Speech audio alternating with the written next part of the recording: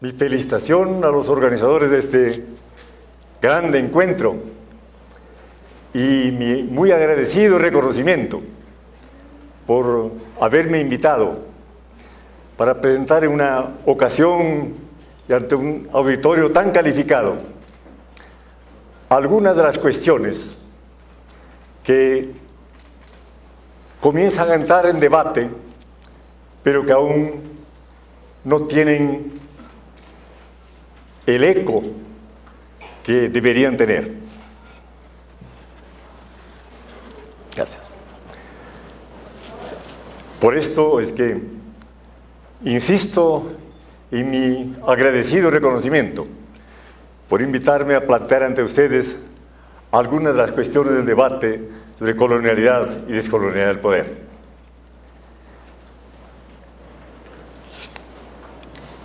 Del poder se trata, pues, siempre.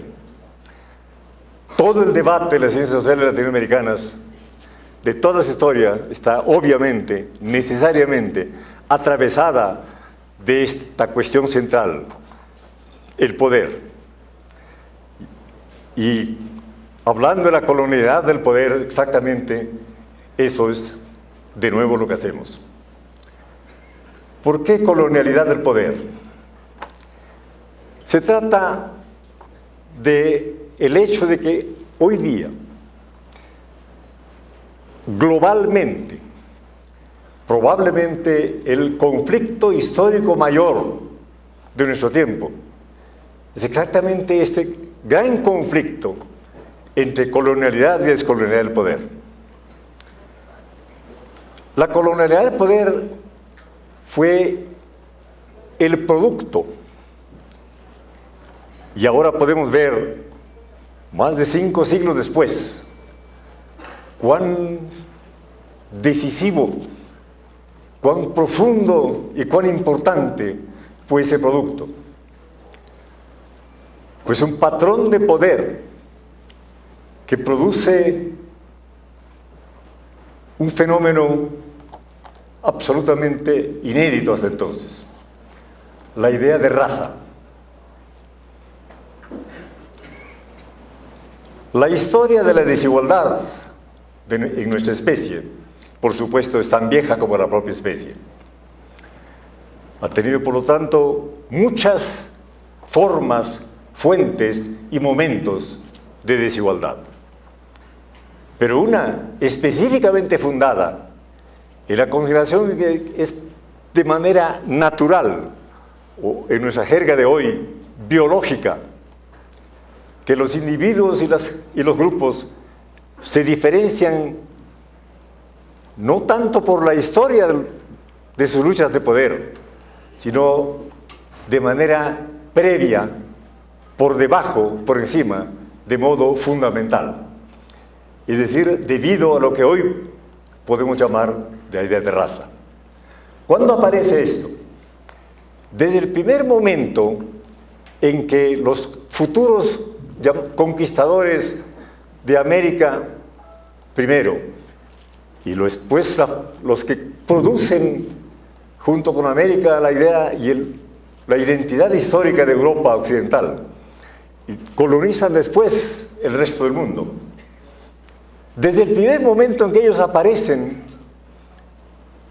en el espacio que hoy llamamos América,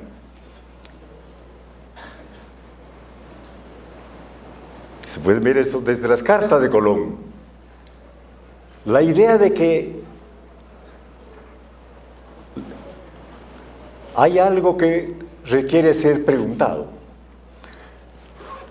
No se preguntan quiénes son, qué los hace tan diferentes. Se preguntan qué son. ¿Son humanos o no son humanos? Que es otra clase de pregunta que plantea un problema muy diferente. Estas gentes, desde la primera carta de Colón, ya está. Y por supuesto, en todo el periodo que implica el proceso de conquista y colonización de estos territorios y de estas poblaciones.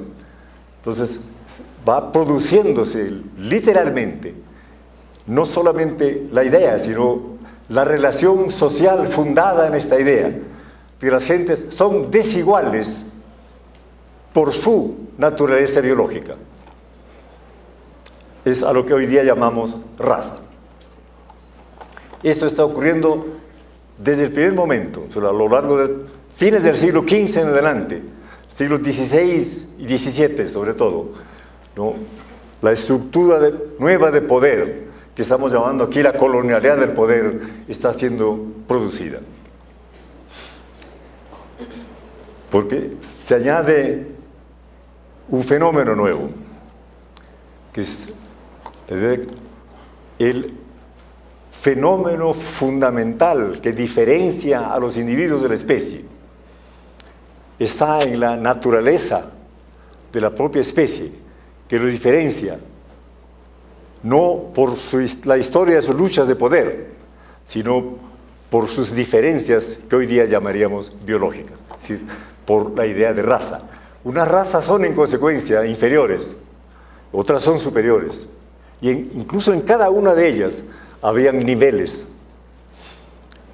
Está en toda la historia del fin del siglo XV en adelante, hasta hoy. No obstante que esta idea de raza ha sido el producto de muchos cambios, sin embargo, no hay duda para mí de que el proceso de constante cambio y producción de relaciones sociales y de relaciones de poder sigue produciendo, complejizando, pero no disolviendo aún la vieja idea de raza. Y esto es lo que estamos proponiendo reconocer con la categoría de colonialidad del poder. ¿Por qué colonialidad? Pues no es lo mismo que decir colonialismo. El colonialismo es una relación de dominación entre identidades, etnicidades diferentes. Pero la colonialidad, no. La colonialidad busca mostrar que la historia de las gentes depende de un factor diferente, de su naturaleza biológica, si es lo que llamamos raza. Entonces, por esta razón, entonces, aun cuando la historia del colonialismo ya ha estado terminando, y aún ahora, aunque no ha terminado del todo, sin embargo, se podría decir que el colonialismo no es el problema fundamental de la especie. Sin embargo, dentro de los nuevos países independientes, dentro de los nuevos actores de la historia del poder, las diferencias producidas desde fines del siglo XV en torno de la idea de que las gentes son racialmente constituidas y racialmente organizadas, racialmente diferenciadas, no ha terminado ni termina de ser extinguida. Por eso es que podemos hablar de colonialidad del poder, porque aún los pueblos que son ya victoriosos frente a la dominación colonial de otros pueblos, dentro de sus propias huestes, aún forman parte de un sistema de dominación que sigue estando fundado en la idea de raza. La idea de raza tiene un origen colonial, que no se terminó con la emancipación, la independencia, no se terminó con el anticolonialismo, no solo no se terminó, sino que en muchos ámbitos se hizo mucho más fuerte, mucho más duramente constitutiva de las formas en que las gentes se miran, se consideran y se relacionan entre sí. Este fenómeno llamado raza. Esta idea de raza termina redefiniendo a todas las formas de desigualdad previas, de género, linaje, etnicidades, las redefine por completo. Pasa a ser, en consecuencia, el fenómeno subjetivo y social más duradero y más profundamente inserto en la historia de las relaciones de poder desde fines del siglo XV hasta aquí.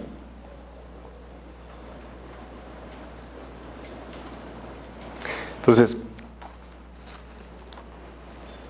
este patrón histórico de poder, que se puede llamar en consecuencia racista,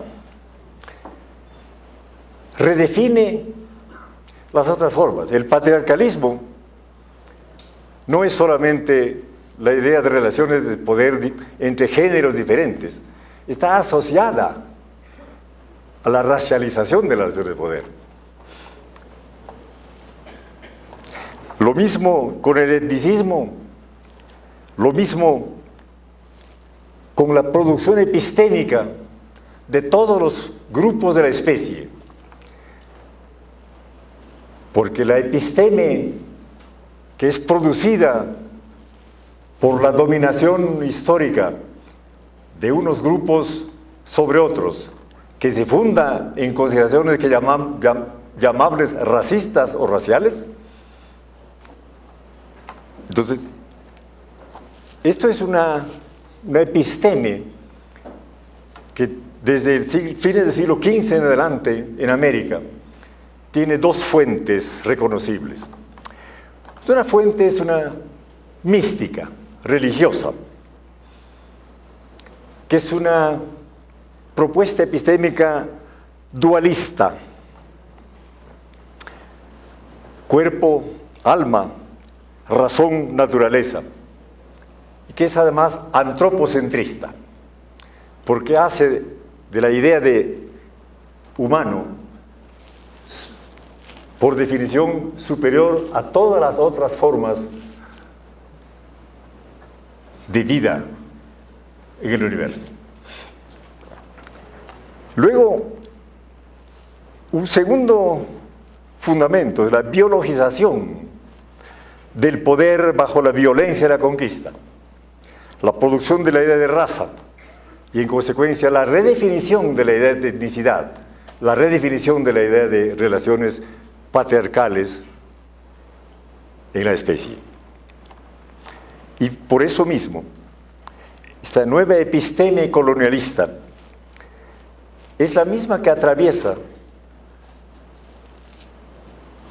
algo que parecía al comienzo ser exactamente la contradicción mayor en la historia de este modo de dominación. Cuando hablamos del horizonte de la modernidad, que promueve exactamente las ideas de libertad, de igualdad social, de libertad, de autonomía individual, de ciudadanía, promueve la idea y la práctica de Estado-nación. Sin embargo, este nuevo horizonte que reconocemos con la modernidad sigue siendo lo que llamamos la colonial modernidad. ¿Por qué colonial modernidad? Porque sigue estando fundada en la idea de raza. Es una episteme de carácter colonial. Y esto hace que la idea de modernidad, como promesa de liberación de muchas formas de dominación, sea finalmente una paradoja. Porque hay una imposibilidad histórica de las promesas de la modernidad colonial eurocéntrica. ¿Por cuál es la promesa principal de la modernidad? La igualdad social de las gentes, como el piso de la libertad individual de ellas. ¿Y por qué esta paradoja? Porque no puede practicarse en las relaciones sociales la igualdad social cuando las relaciones están fundadas en la idea de raza. que es por definición un elemento de desigualación de las relaciones sociales. Entonces, el carácter colonial de la modernidad de origen eurocéntrico se hace patente. Mientras se apoye, se nutra de la idea y de la práctica social de raza, entonces todas sus propuestas, todas sus promesas son inevitablemente paradójicas. O sea, no puede llevarse realmente a una práctica que se desarrolle constantemente. Por el contrario, entonces se redefinen en función exactamente de cómo van reproduciendo, modificando, pero reproduciendo el origen racial de las relaciones sociales y de las relaciones de desigualdad de fin del siglo XV en adelante. La idea de color se asocia a la raza. ¿Por qué? Porque los colonizadores del mundo, durante un periodo histórico muy importante, pues vienen todos de una misma zona que produce a lo que hoy llamamos Europa y que produce a la gente que se autodefinen como blancos. La idea de blanco es del siglo XVIII, no desde el comienzo del colonialismo, pero finalmente termina imponiéndose universalmente. De manera que la idea de color, blanco o no blanco, pasa a ser finalmente, claramente, explícitamente, el reconocimiento de que las relaciones de desigualdad social son todas ellas vinculadas a la idea de raza. Entonces, hay una imposibilidad histórica de las promesas de la colonial modernidad eurocentrada. Frente a esta imposibilidad histórica, ¿cómo se presenta la cuestión del poder?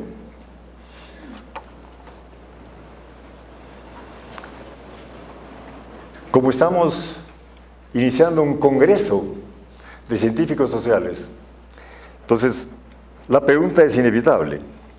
¿Qué pasa con la cuestión del poder en estas condiciones? ¿Qué se puede hacer frente a eso?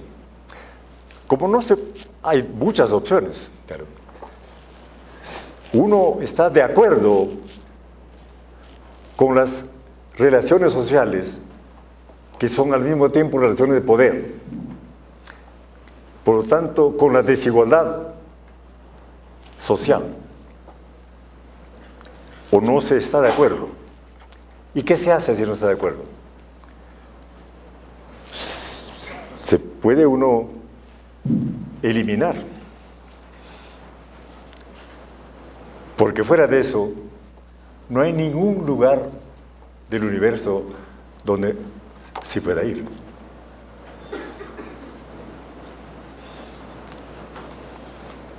¿Qué en consecuencia? No queda sino algo que supongo que la mayor parte de nosotros practicamos: vivir adentro y en contra. No se puede dejar de estar adentro, no hay a dónde irse. Acá estamos todos juntos. Todos vivimos en sociedades donde la desigualdad y el poder están activos todo el tiempo. Están cuando dormimos, están en nuestros sueños, están en lo que se llama el inconsciente y las relaciones explícitas. No hay a dónde irse. ¿O sí? Entonces, si no se está contento y de acuerdo, no se puede dejar de habitar ese universo. Hay que vivir allí. Por eso, lo que se produce, lo que probablemente hacemos, sino todos, la amplia mayoría de quienes estamos aquí en esta reunión, es vivir adentro y en contra. ¿Eh? Vivir adentro y en contra, por lo tanto, significa no solamente estar todo el tiempo cuestionando y resistiendo las relaciones de poder como tales, pero sobre todo aquellas que se han fundado en la idea de raza. Consecuencia, la idea de vivir adentro y en contra implica no solamente la lucha social y política constante, sino significa algo mucho más profundo y permanente. Hay una subversión epistémica constante. Y esto es lo que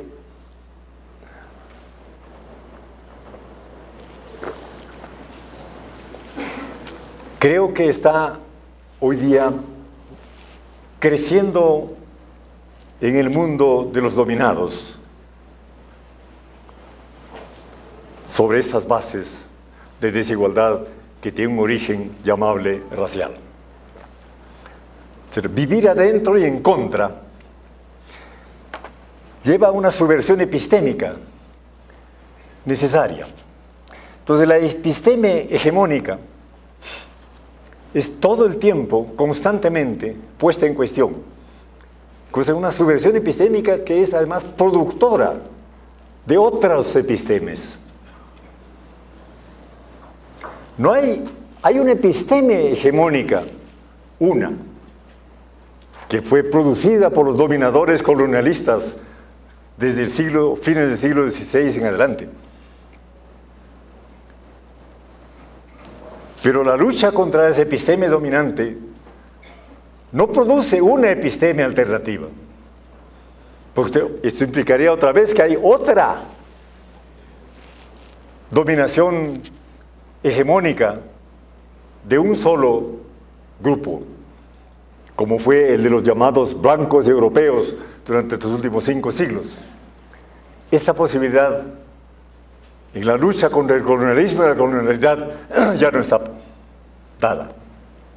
Por lo tanto, la revuelta epistémica no es la producción de una otra episteme alternativa, es la producción de varias epistemes, de nuevas epistemes, probablemente no el renacimiento de epistemes que han sido deconstruidas, cambiadas, incluso eliminadas muchas, pero la producción de las epistemes que produce la sociedad contemporánea, de las epistemes que son producidas en las varias formas, en los varios momentos, en los varios espacios históricos del mundo contemporáneo.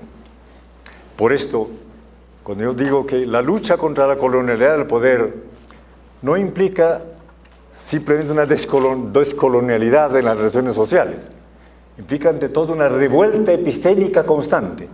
Y esa revuelta epistémica no implica la producción de una episteme alternativa, porque lo que ocurre en la práctica es la producción constante de varias epistemes, algunas de las cuales tienen la fuerza y la posibilidad de alimentar pueblos enteros, otras no. Entonces, en este momento hay, sin duda, el conflicto epistémico es probablemente el conflicto histórico más importante de nuestro tiempo. Pues el conflicto por la descolonialidad del poder, y esta no ocurre si no hay una reproducción totalmente innovadora de cómo se organiza la subjetividad de la población y cada uno de sus miembros. Es decir, cómo se organiza por consecuencia la episteme de cada uno de sus miembros. Entonces, como la especie y su historia es muy heterogénea, por lo tanto su historia es necesariamente también heterogénea, en consecuencia no puede hablarse genuinamente de una episteme alternativa, sino de procesos que van en dirección de epistemes que contradicen a la episteme hegemónica actual. Entonces, por eso es que estoy proponiendo admitir que hay una cuestión central en este momento. colonialidad y la descolonialidad del poder implican un conflicto mayor, que hay una revuelta epistémica que atraviesa el conjunto de los miembros de la especie, y cuyo problema exactamente es este, que no hay en este momento ningún grupo que fue como el europeo del siglo XVI en adelante, capaz de imponer su dominación social, pero también su manera de percibir, su manera de conocer, su manera de producir memoria, imaginación, conocimiento. No. Ahora los candidatos a ese rol son heterogéneos y varios. Por consecuencia, la revuelta epistémica no es la contraposición de la episteme hegemónica frente a otra que tiene candidatura hegemónica, no. Lo que hay exactamente, esto es lo que estoy planteando como cuestión, que hay una episteme hegemónica que está en crisis porque tiene un conflicto con más perspectivas epistémicas. Por consecuencia, no puede defenderse solamente de una episteme alternativa, tiene que defenderse de varias epistemes. Y en consecuencia, el conflicto histórico central de nuestro tiempo no es solamente el problema de la colonialidad en términos sociales y políticos, es ante todo un conflicto en la capa más profunda de nuestra existencia. ¿Cómo se produce memoria, imaginación, conocimiento? ¿Cómo se produce, en consecuencia, una perspectiva epistémica como fundamento de un proceso social alternativo? Entonces, estas son cuestiones que me parece que tienen la relevancia y la importancia para toda la historia de los conflictos sociales contemporáneos, para todo nuestro tiempo. Y en un Congreso Latinoamericano de Ciencias Sociales, esta cuestión, por lo tanto, no puede quedar al margen.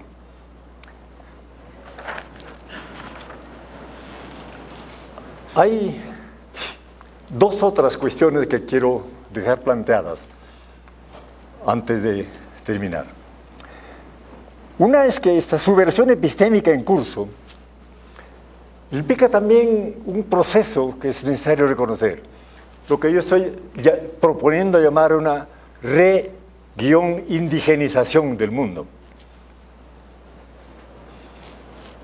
¿Por qué?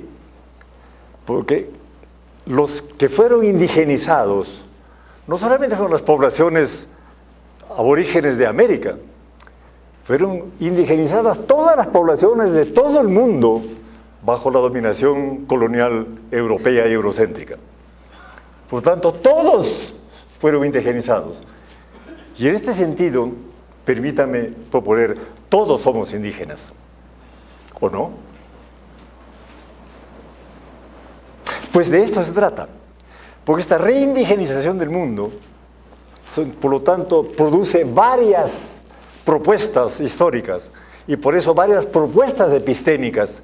No hay una como alternativa a la hegemónica, son varias propuestas. Estamos exactamente en medio de este inmenso torbellino histórico que atraviesa nuestra vida diaria, especialmente en este nivel de la producción de cómo se recuerda, cómo se imagina, cómo se conoce, cómo se percibe, cómo se comunica. Porque es de esto que se trata. Esta reindigenización del mundo, permítame recordárselo, comienza entre fines del siglo XVIII y comienzo del XIX, en un lugar ahora extremadamente pobre, dominado, casi destruido, Haití. Entre 1792 y 1804, en Haití se produce la primera revolución global descolonial de todo el mundo histórico contemporáneo.